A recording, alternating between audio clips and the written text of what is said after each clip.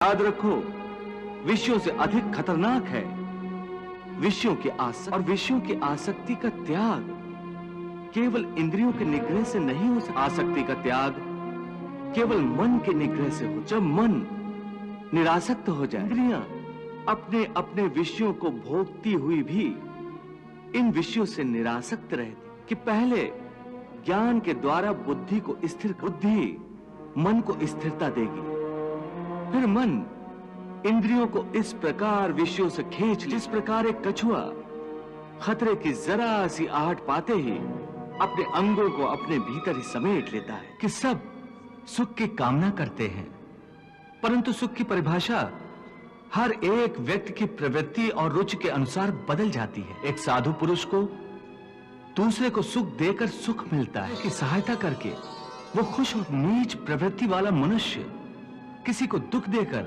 सुखी होता है। के लिए सुख और दुख की परिभाषा अपनी अपनी प्रवृत्ति और रुचि के अनुसार हर प्राणी के लिए अलग अलग है। वैसे भी क्या किसी को स्थायी सुख प्राप्त होता है?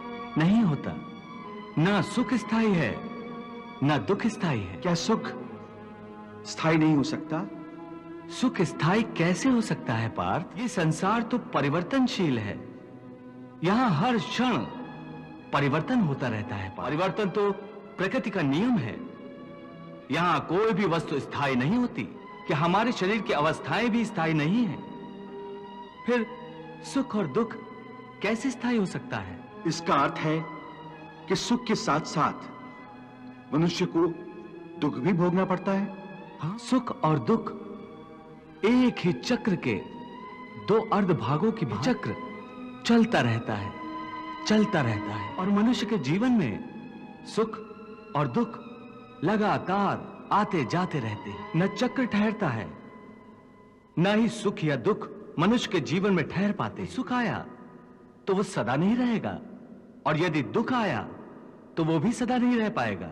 मनुष्य बूढ़ा हो जाता है, परंतु आसक्ति जनित कामनाएं कभी बूढ़ी नहीं होती। एक कामना अनेक कामनाओं को जन्म देती है। हर कामना के साथ मनुष्य की तृष्णा भी बढ़ जाती है, और तृष्णा के साथ असंतोष भी बढ़ता जाता है। फिर ऐसे असंतुष्ट मनुष्य को जो कामनाओं से ग्रस्त से उचित अनुचित का विवेक नहीं रहता। आशा और निराशा दोनों से मुक्त होकर ही बुद्धि को स्थिर किया जा सकता होगी, तो इंद्रियों के विषयों का बल टूट जाए। याद रखो, विषयों से अधिक खतरनाक की आसक्ति, और विषयों की आसक्ति का त्याग इंद्रियों के निग्रह से नहीं हो सकता। आसक्ति का त्याग केवल मन के निग्रह से होता है।